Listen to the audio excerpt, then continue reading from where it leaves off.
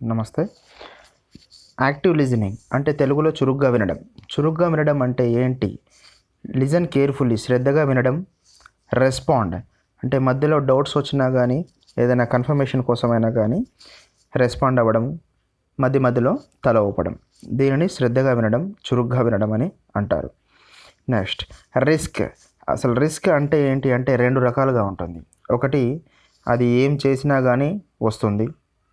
ఇంకొకటి వస్తుందో రాదో చెప్పలేం. దీన్ని ఇంగ్లీష్‌లో ఏందంటే సెర్టైనిటీ, అన్‌సర్టైనిటీ అంటాము. సెర్టైనిటీకి ఎగ్జాంపుల్ ఓల్డ్ ఏజ్ డెత్. అంటే వయస్సు మీరిన తర్వాత మరణం అనేది తథ్యం. అది ఎలాగో వస్తుంది. దీనికి ఇన్సూరెన్స్ కావాలంటే ఎవరు ఇవ్వరు. కానీ అన్‌సర్టైనిటీ, ఈ అన్‌సర్టైనిటీ అనేది మన జీవితంలో చాలా సార్లు ఎదుర్కొంటూ ఉంటాము. అది ఎలాగో అంటే మనం రోజు కార్ డ్రైవ్ చేసుకుంటూ వెళ్ళిపోతూ ఉంటాం. మరి కార్ డ్రైవ్ చేస్తే గమ్యాన్ని చేరుకోవచ్చు, చేరుకోకపోవచ్చు.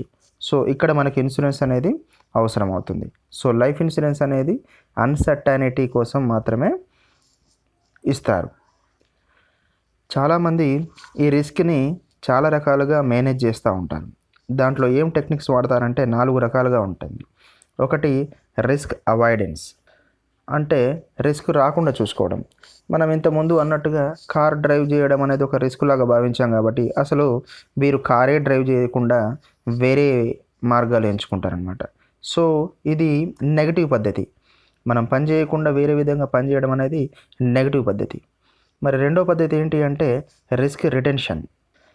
రిస్క్ రిటెన్షన్ అంటే ఏంటి అంటే రిస్క్ను తన మధ్య ఉంచుకోవడం. అంటే వీళ్ళు ఎలా ఉంటారంటే రిస్క్ రానివ్వండి, దానికి తగ్గట్టుగా మా ప్లాన్ మాకుంది అనుకుంటారు. ఫర్ ఎగ్జాంపుల్ ఏదైనా యాక్సిడెంట్ అయితే ఒక 2-3 లక్షలు అవసరమవుతుంది అనుకుంటే ఆ 2-3 లక్షలు అనేటివి చిన్న చిన్న మొత్తాలుగా వాళ్ళు ముందే సేవింగ్ చేసుకొని పెట్టుకుంటారు. ఏదైనా అయితే పనికొస్తుందిలే అనుకొని. సో దీన్నే మనం స్వీయ బీమా అని కూడా అంటాం. మనం డబ్బులు అనేవి దాచిపెట్టుకుంటాం ఎప్పుడు ఏం అవసరం వస్తుందో అని. అంటే ఎప్పుడు ఏమవుతుందో అనడాన్నే మనం ఇన్సూరెన్స్ అంటున్నాం కాబట్టి ఎప్పుడు ఏమవుతుందో అనుకుని డబ్బులు దాచిపెట్టుకుంటున్న వాళ్ళు కూడా బీమా చేసినట్టే. అది స్వీయ బీమా, సెల్ఫ్ ఇన్సూరెన్స్ అంటాం. సో ఇది రెండవ పద్ధతి. మూడవది రిస్క్ రిడక్షన్ అండ్ కంట్రోల్. అంటే రిస్క్ను తగ్గించుకోవడం, దాని మీద కంట్రోల్ చేసుకోవడం. ఇది ఎలా ఉంటుందంటే కొంతమంది రిస్క్ను తగ్గించుకోవడానికి రెడీగా ఉంటారు. అంటే కారులో వెళ్ళొద్దు అంటున్నారు. వెళ్తే మరి వెళ్ళడం వల్ల ఏంటి అపాయం అంటే కారులో వెళ్తుండగా స్పీడ్గా వెళ్ళడం అపాయకరం. కాబట్టి స్పీడ్గా వెళ్ళము. మరియు డేంజరస్ స్పాట్లోకి వెళ్ళడం అపాయకరం. అక్కడికి వెళ్ళము. సో మేము శ్రద్ధ తీసుకుంటాము, ఉన్న రిస్క్ను తగ్గించుకుంటాము అనుకునే వాళ్ళు దీని కిందకి వస్తారు. ఇది మూడవ రకం రిస్క్ రిడక్షన్ అండ్ కంట్రోల్. ఇక 4వ రకానికి వచ్చేసరికి అది రిస్క్ ట్రాన్స్ఫర్.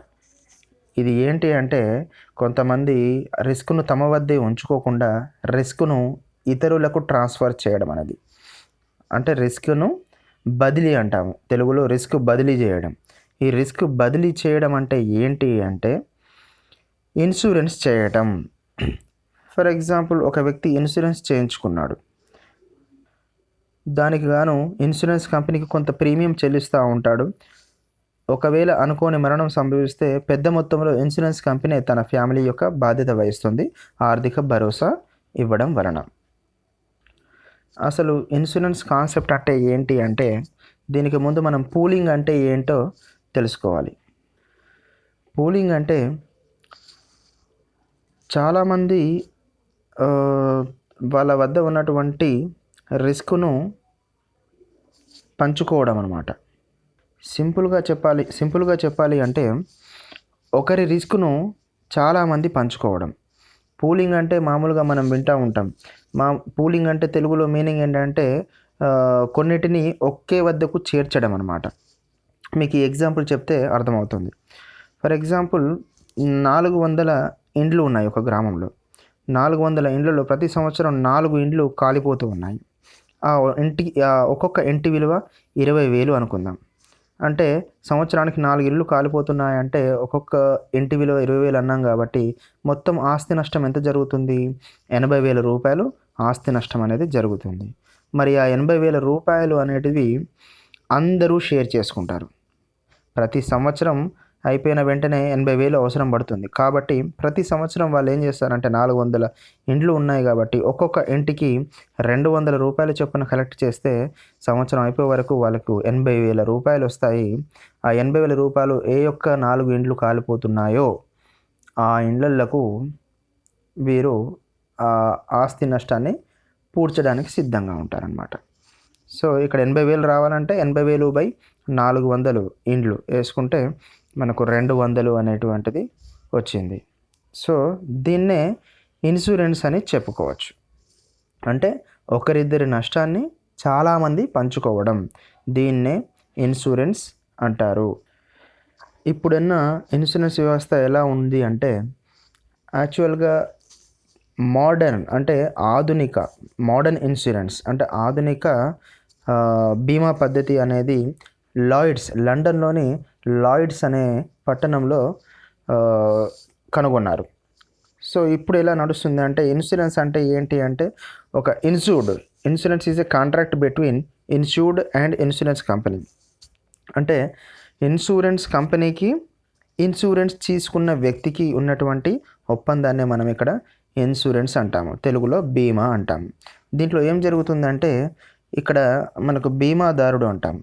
ఈ బీమాదారుడు తను ఇన్సూరెన్స్ ప్రీమియము సంవత్సరం లేదంటే అర్ధ సంవత్సరం లేదంటే క్వార్టర్లీ ఏదో మోడ్ బేసిస్లో ఇన్సూరెన్స్ కంపెనీకి చెల్లిస్తూ ఉంటాడు.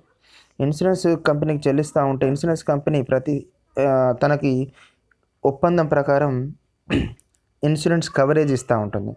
అంటే ఇతనికి ఈయన చెల్లిస్తున్న క్రమంలో ఇతనికి ఏమైనా అపాయం జరిగితే అంటే మరణం సంభవిస్తే ఈ ఇన్సూరెన్స్ కంపెనీ తను ఒప్పుకున్నటువంటి ఇన్సూరెన్స్ మొత్తాన్ని వీళ్ళ కుటుంబాలకి చెల్లించడం జరుగుతుంది. ఇన్సూరెన్స్లో రకాలను మనం సాధారణంగా 3 రకాలుగా చూడొచ్చు. ఒకటి లైఫ్ ఇన్సూరెన్స్ అంటే జీవిత బీమా. ఇది హ్యూమన్ లైఫ్స్ అంటే మానవ జీవితాలకు అంటే మనం మనుషులకు చేసుకున్నటువంటి ఇన్సూరెన్స్ని లైఫ్ ఇన్సూరెన్స్ అంటాము. ఇంకోటి జనరల్ ఇన్సూరెన్స్, దీన్ని తెలుగులో మనం సాధారణ బీమా అని అంటాము. ఈ సాధారణ బీమా అంటే మనం బయట చూస్తున్నట్టుగా బైక్స్కి, 2 వీలర్స్కి, 4 వీలర్స్కి మరియు బిజినెస్లు కూడా చేపిస్తూ ఉంటారు. ఇండ్లకు కూడా మనం ఇన్సూరెన్స్ చేయించుకోవడం చూస్తూ ఉంటాము. షాప్స్ కాలిపోతే వాళ్ళకి ఇన్సూరెన్స్ వస్తుందని మనం వింటూ ఉంటాం. సో ఇవన్నీ కూడా మనకు జనరల్ ఇన్సూరెన్స్ అంటే సాధారణ బీమా కిందకి వస్తాయి. ఒకటి జీవిత బీమా, ఒకటి సాధారణ బీమా. మూడవది రీఇన్సూరెన్స్. ఈ రీఇన్సూరెన్స్ అంటే ఏంటి అంటే మనం ఇందాక చెప్పుకున్నట్టు 400 ఇండ్లు కాలిపోతున్నాయి, సంవత్సరానికి 400 ఇండ్లు 400 ఇండ్లు ఉన్నాయి, 4 ఇండ్లు కాలిపోతున్నాయి, 80,000 ఇచ్చాము అని అనుకుంటున్నాము. మనం అనుకున్నట్టు కాకుండా ఈ 4 ఇండ్ల బదులు 40 ఇండ్లు కాలిపోతే పరిస్థితి ఏంటి అంటే మనం ఒక ఇన్సూరెన్స్ వ్యవస్థను రూపొందించుకున్నాము.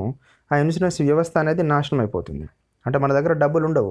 సంవత్సరానికి 200 చొప్పున 80,000 మాత్రమే కలెక్ట్ చేస్తున్నాం. అంటే 4 ఇండ్లు కాలిపోతే మాత్రమే మనము దానికి ఆర్థిక నష్టాన్ని పూడ్చగలం. కానీ 40 ఇండ్లు కాలిపోతే మనకి ఎంత కావాలి? 8 లక్షల రూపాయలు కావాలి. మరి దీనికి కూడా మనము ఏం చేయవచ్చు అంటే సింపుల్, మనం ఒక ఇన్సూరెన్స్ కంపెనీ పెట్టి ఇలా 400 ఇండ్లకు ఇన్సూరెన్స్ కల్పిస్తున్నామంటే ఒకవేళ 4 ఇండ్ల కంటే ఎక్కువగా కాలిపోయాయి అనిపిస్తే మనం ఏం చేయాలి అంటే రీఇన్సూరెన్స్ అని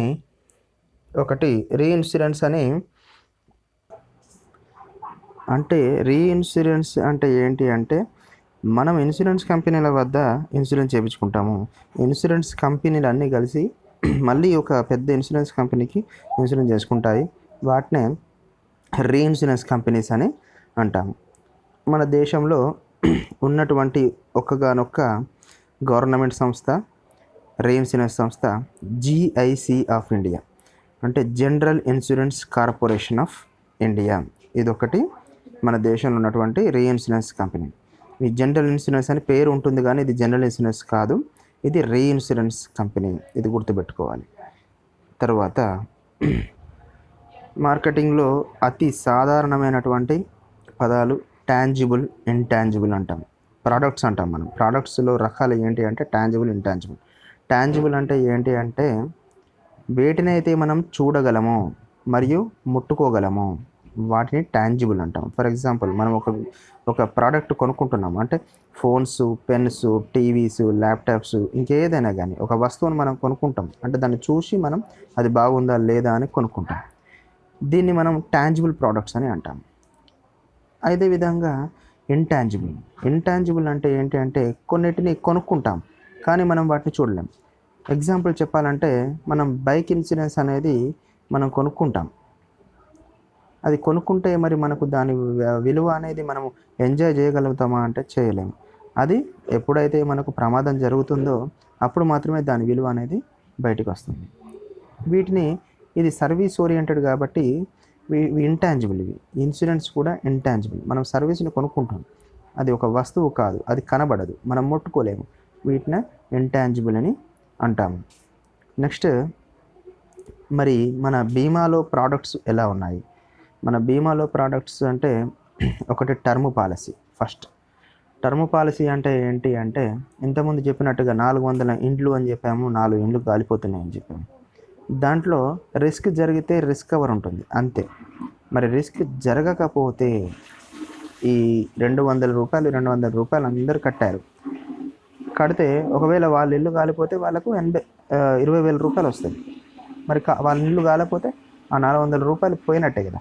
సో దీన్నే మనము టర్మ్ ఇన్సూరెన్స్ పాలసీ అంటాము. దీంట్లో రిస్క్ మాత్రమే ఉంటుంది, సేవింగ్స్ అనేటివి ఉండవు. తర్వాత ఎండోమెంట్ టైప్ ఏంటంటే మనం ఇన్సూరెన్స్ ప్రీమియం కట్టుతూ ఉంటే మనకు రిస్క్ ఉంటుంది, మళ్ళీ మన టర్మ్ అయిపోయిన తర్వాత మనకు కొంత బోనస్తో పాటు మెచ్యూరిటీ అమౌంట్ కూడా రావడం జరుగుతుంది. అంటే దీంట్లో రిస్క్ ఉంటుంది, సేవింగ్స్ ఉంటుంది. సో దీన్ని ఎండోమెంట్ టైప్ అంటాం. ఇంకొకటి పెన్షన్ పాలసీ. మనం ఇంతవరకు మనం చెప్పుకునేది ఏంటంటే తక్కువ కాలం జీవించడం అనేది రిస్క్ అని చెప్పుకున్నాము. కానీ ఎక్కువ కాలం జీవించడం కూడా ఒక రిస్కే. ఫర్ ఎగ్జాంపుల్ ఒక వ్యక్తి 60 సంవత్సరాలు పనిచేశాడు, రిటైర్మెంట్ అయ్యాడు. ఆ తర్వాత అసలు పెన్షన్ లేదు, కానీ చూసుకునే వాళ్ళు కూడా లేరు.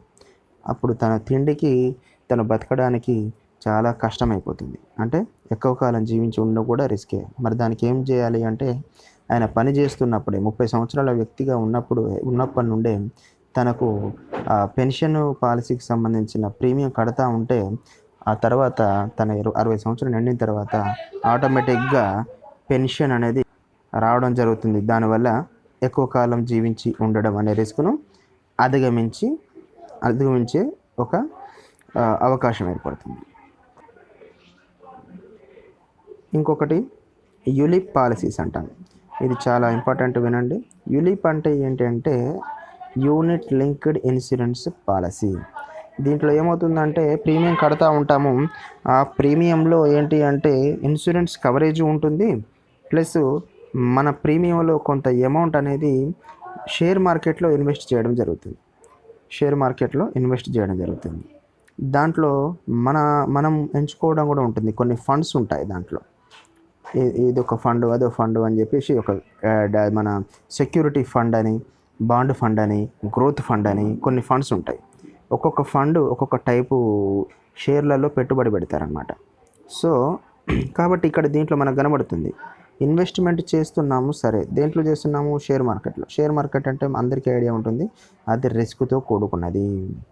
ఆ రిస్క్ ఎవరు భరించాలి అంటే బీమా చేసిన వ్యక్తే భరించాలి.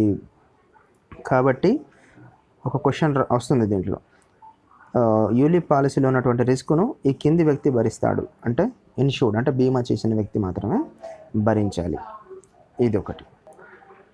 నెక్స్ట్ ప్రోడక్ట్ వచ్చేసి కీమ్యాన్ ఇన్సూరెన్స్ అంటే ఏంటి అంటే ఒక కంపెనీలో ఒక పర్సన్ ఉంటాడు. ఒక పర్సన్ అంటే మీరు ఫర్ ఎగ్జాంపుల్ CEO అనుకోండి. ఒక కంపెనీకి ఒక CEO ఉన్నాడు, చీఫ్ ఎగ్జిక్యూటివ్ ఆఫీసరు. తన యొక్క బిహేవియర్ వల్ల ఆ యొక్క కంపెనీకి ఉన్నటువంటి లాభ నష్టాలు అనేటివి ఆధారపడి ఉంటాయి.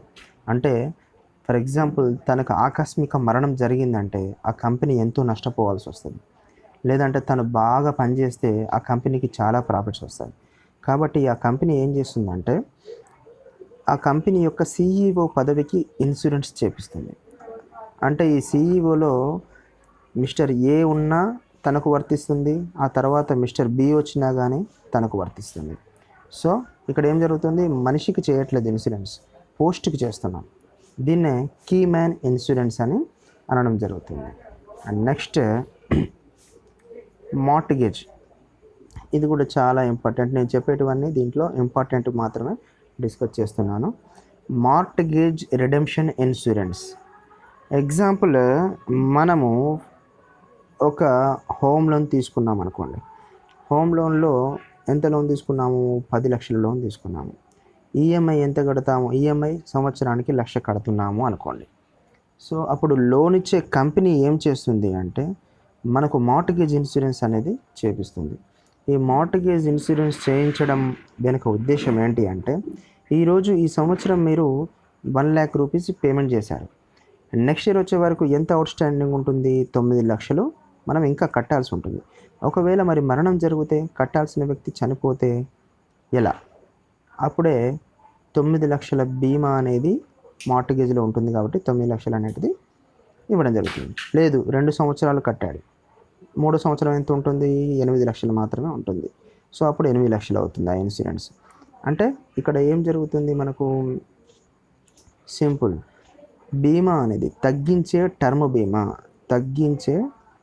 బీమా. ఫస్ట్ ఇయర్ 10 లక్షలు ఉంది, సెకండ్ ఇయర్ 9 లక్షలు ఉంది, థర్డ్ ఇయర్ 8 lakhs, అట్లా తగ్గుకుంటూ 10th ఇయర్ వచ్చేసి 1 lakh మాత్రమే ఇన్సూరెన్స్ ఉంటుంది. ఎందుకంటే ఆల్రెడీ లాస్ట్ 10th ఇయర్ వచ్చేసి క్యాండిడేట్ ఆల్రెడీ 9 లక్షలు కట్టాడు, తనకు 9 లక్షల బీమా అవసరం ఉండదు కాబట్టి 1 lakh ఉంటుంది కాబట్టి 1 lakh ఇన్సూరెన్స్ కవరేజ్ మాత్రమే ఇస్తుంది. గుర్తుపెట్టుకోండి, తగ్గించే రెడ్యూసింగ్ టర్మ్ ఇన్సూరెన్స్ కవరేజ్ దేనిలో ఉంటుంది అని వస్తుంది క్వశ్చన్. మార్ట్గేజ్ రిడెంప్షన్ ఇన్సూరెన్స్ అని గుర్తుపెట్టుకోవాలి. సో ఇది కొన్ని పాయింట్స్, ఇది పార్ట్ 1 మాత్రమే. మిగతా వాటితోనే మళ్ళీ మీ ముందుకు రావడం జరుగుతుంది. Thank you.